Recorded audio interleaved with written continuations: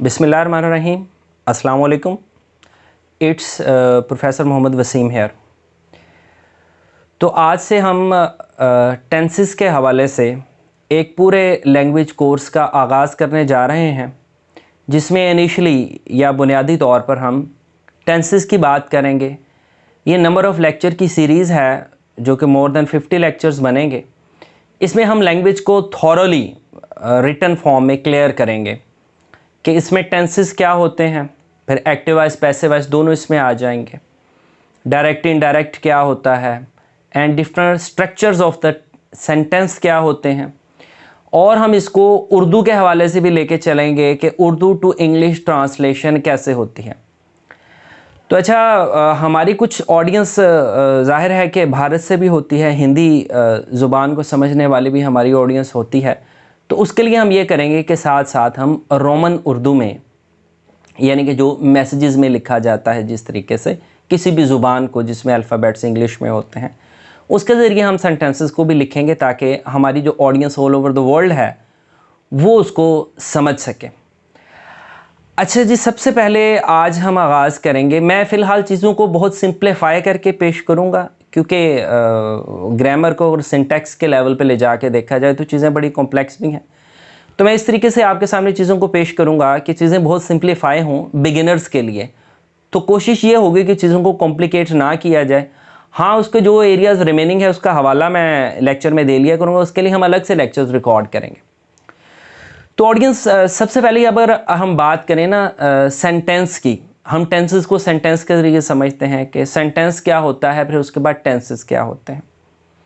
तो सेंटेंस के लिए जो डेफिनेशन दी जाती है ना कि a group of words that gives a complete sense, यानी कि अल्फाज का ऐसा मजमुआ जो एक मुकम्मल मतलब अदा करे। अच्छा, मुकम्मल मतलब से मुराद ये है कि कम अज़ कम उस पैक ऑफ वर्ड्स में, उस ग्रुप ऑफ वर्ड्स में हमें एटलीस्ट इतना पता चले कि क्या काम हुआ है और करने वाला कौन था। हाँ, इंपेरेटिव सेंटेंसेस में आके नल सब्जेक्ट होता है हमारा, काम करने वाला या रिसीव करने वाला या जिसके बारे में मालूमात दी जा रही होती हैं वो नहीं होता, लेकिन उसको भी अंडरस्टूड तो किया ही जाता है कि वो नल सब्जेक्ट होता है। तो लिहाजा आपका sentence a group of words that gives a complete sense, जो एक मुकम्मल मतलब अदा करता है। फॉर एग्जांपल, अगर मैं कुछ आपको मिसालें दूं अधूरे सेंटेंसेस की या फ्रेजेस की, तो जैसे होते हैं कि मसलन एक समझदार उस्ताद। अब बात तो हुई है कि किसी समझदार उस्ताद की, अब ये पता नहीं चल रहा कि काम क्या है। अच्छा, अगर मैं कह देता हूँ खाता है, अच्छा अब ये नहीं पता चल रहा दोनों सूरतों में समझदार उस्ताद कौन है, कब है, क्या है, कैसे है। ग्रुप ऑफ वर्ड्स तो हैं, लेकिन वो एक फ्रेज है, वो एक नाकिस जुमला है, वो पूरी बात नहीं बता रहा। अच्छा, दूसरी तरफ जैसे मैंने कहा है कि खाता है, अच्छा ये भी वर्ब तो आ गया, एक्शन तो आ गया, ये भी पता चल गया कि ये मौजूदा ज़माने में है, लेकिन ये क्लियर नहीं हो पा रहा कि इस एक्शन को करने वाला, ये रिसीव करने वाला कौन है। खैर, इसमें रिसीव होने की तो सेंस ही नहीं आएगी, काम करने वाला है। तो अगर मैं कहूं कि वो खाना खाता है, ही ईट्स मील या ही ईट्स फूड, ठीक है, अब ये मुकम्मल एक कॉन्सेप्ट हमें आ रहा है, एक मुकम्मल मतलब अदा हो रहा है जिसके अंदर काम का भी जिक्र है और काम करने वाले का, या डूअर ऑफ एक्शन, या आपका जो वर्ब है पूरा प्रेडिकेट है, इस पर अभी हम बात करेंगे। वो कम अज़ कम ये वजाहत ज़रूर कर रहा है कि सब्जेक्ट क्या कर रहा है, क्या नहीं कर रहा। अच्छा, इसको हम कहते हैं सेंटेंस। फर्दर इसको हम दूसरे लेक्चर में इसके स्ट्रक्चर पर, पार्ट्स ऑफ सेंटेंस पर भी डिटेल में बात करेंगे। सारे 10 सेंटेंस को बताने के बाद मैं टेंसेस पे आना चाहूँगा कि टेंसेस क्या होते हैं। जाहिर है कि हम टेंसेस सेंटेंस की मदद से समझते हैं। अच्छा, सबसे पहले ऑडियंस गौर कीजिएगा कि ये जो वर्ड है ना टेंस, TENSE, इसका एक मतलब होता है टाइम या ज़माना। बेसिकली टेंसेस 3 होते हैं। गुजरा हुआ ज़माना जिसे इंग्लिश में पास्ट कहते हैं, मौजूदा ज़माना जिसे प्रेजेंट कहते हैं, आने वाला ज़माना जिसे फ्यूचर कहते हैं। ये 3 टेंसेस होते हैं। अच्छा, एक गलत और आम बात है कि 12 टेंसेस होते हैं, तो ऑडियंस 12 टेंसेस नहीं होते, टेंसेस तो 3 होते हैं। आगे फर्दर मुख्तलिफ कॉन्सेप्ट इसके लिए इस्तेमाल किए जाते हैं कि वो 12 हालतें होती हैं। अच्छा, अब वो कैसे होता है, 4 हालतें होती हैं, हम 4 कंडीशंस कह सकते हैं कि वो क्या है। वो क्या होती हैं? इनडेफिनेट, इनडेफिनेट को उर्दू में तो हम मतलब करते हैं मुतलिक। इनडेफिनेट जैसे लफ्ज़ से ज़ाहिर है, जिसके बारे में मुकम्मल पता ना हो, इनडेफिनेट, लामहदूद भी कह देते हैं हम इसे। अच्छा, ये वाला टेंस उस वक्त इस्तेमाल किया जाता है जब किसी भी ज़माने में, प्रेजेंट में, पास्ट में या फ्यूचर में, किसी आदत को, किसी रूटीन वर्क को ज़ाहिर करना हो तो हम ये टेंस इस्तेमाल करते हैं। प्रेजेंट के साथ होगा तो हम कह देंगे प्रेजेंट इंडेफिनेट टेंस, वो खाना खाता है। पास्ट इंडेफिनेट टेंस, उसने खाना खाया या वो खाना खाता था। फ्यूचर इंडेफिनेट टेंस, वो खाना खाएगा। इंडेफिनेट हो गया। दूसरा होता है कॉन्टिन्यूस। कॉन्टिन्यूस का मतलब होता है जारी, यानी कि जिस ज़माने में बात की जा रही हो ना, चाहे प्रेजेंट में की, पास्ट में की या फ्यूचर में की, उस वक्त काम ऐसे जैसे आपकी आंखों के सामने जारी है। अगर आंखों के सामने नहीं भी है, इट फील्स कि वो काम उस वक्त में हो रहा है। तीसरी होती है हालत, कंडीशन, जिसको हम कहते हैं परफेक्ट। जिस ज़माने में बात की जाए उसमें, यानी कि काम अभी अभी मुकम्मल हुआ है। मसलन वो खाना खा चुका है, प्रेजेंट में अब से थोड़ी देर पहले। वो खाना खा चुका था, पास्ट में जब बात की जा रही थी उससे थोड़ी देर पहले। फ्यूचर में वो खाना खा चुका होगा, यानी कि जब बात की जा रही है उससे थोड़ी देर पहले। वो काम मुकम्मल हो गया। ये कंप्लीशन की सेंस देता है परफेक्ट। तीसरे नंबर पर आ जाते हैं परफेक्ट कॉन्टिन्यूस। परफेक्ट कॉन्टिन्यूस में दोनों सेंसेस आती हैं, कॉन्टिन्यूटी की सेंस भी आ रही होती है और परफेक्शन की सेंस भी आ रही होती है।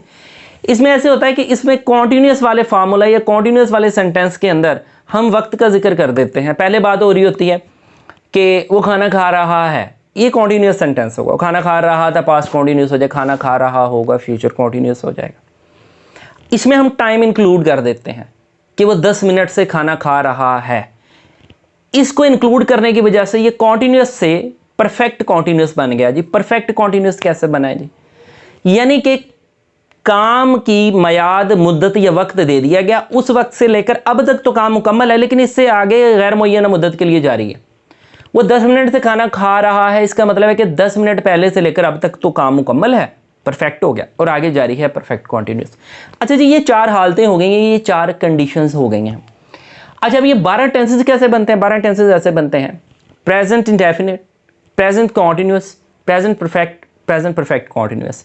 4, past indefinite, past continuous, past perfect continuous. 8 हो गए। Future indefinite, future continuous, future perfect and future perfect continuous. तो ये हो गए 3 टेंसेस, 4 हालतें। अच्छा, 12।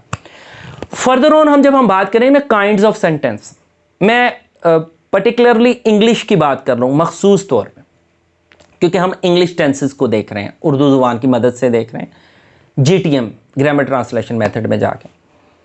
4 किस्म के जुमले ज़रूर बनते हैं हर आगे टेंस में जाके, हर हालत में जाके। सिंपल होगा, सादा, नेगेटिव होगा, इंटरोगेटिव होगा, और इंटरोगेटिव नेगेटिव होगा। तो इस तरीके से हम अपने टेंसेस को कैरी करते हैं, इस तरीके से हम अपने टेंसेस को कंटिन्यू करते हैं। अच्छा जी ऑडियंस, ये वाला जो लेक्चर था बुनियादी तौर पे, ये अब तक मैंने जो आपको बात बताई है, इसमें मैंने एक तो सेंटेंस की डेफिनेशन बताई है आप लोगों को, a group of words that gives complete sense.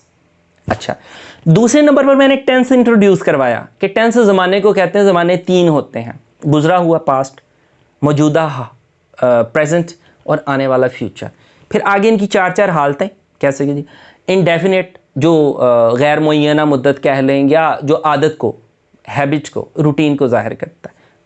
Continuous, जारी, यानी कि कॉन्टिन्यूटी में है काम। परफेक्ट, कंप्लीशन को, मुकम्मल होने को जाहिर करता है। परफेक्ट कॉन्टिन्यूस कि एक ख़ास मुद्दत से जारी वक्त का जिक्र कर दिया गया। तो 12 ये हुए।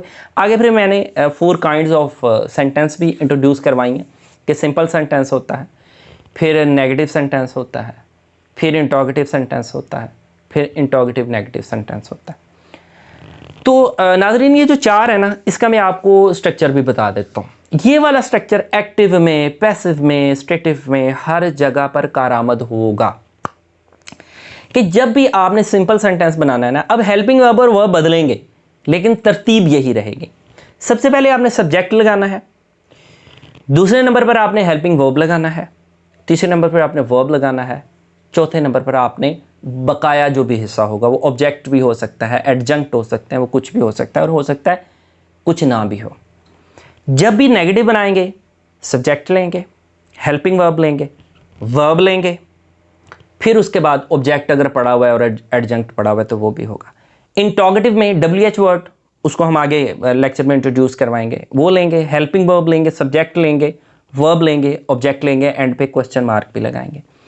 हम नेगेटिव इंटरोगेटिव में क्या करेंगे, या इंटरोगेटिव नेगेटिव भी इसको बोल देते हैं। उसमें सबसे पहले हम WH वर्ड लेंगे, व्हेन, व्हाट, व्हाई वगैरह वगैरह, हेल्पिंग वर्ब लेंगे अकॉर्डिंग टू टेंस, सब्जेक्ट लेंगे, वर्ब लेंगे, नॉट लेंगे, वर्ब लेंगे, ऑब्जेक्ट है या नहीं है, एडजंक्ट वगैरह वो लेंगे। इस तरह इन स्ट्रक्चर्स पर आप देखिएगा कि हमारे तीनों टेंसेस, चारों हालतें, 12 और आगे सारा प्रोसीजर इन्हीं के साथ चलेगा। अब अगले लेक्चर से हम प्रेजेंट इंडेफिनेट सेंटेंस और पार्ट्स ऑफ सेंटेंस का थोड़ा सा मैं आपको इंट्रोडक्शन दूंगा। आज का इंट्रोडक्टरी लेक्चर सिर्फ इतना ही था। अपना बहुत सारा ख्याल रखिएगा, हमारे चैनल को सब्सक्राइब कीजिएगा, बेल आइकन को प्रेस कीजिएगा ताकि आपको हमारी आने वाली वीडियोस के नोटिफिकेशन बर वक्त मिल सकें। बहुत शुक्रिया।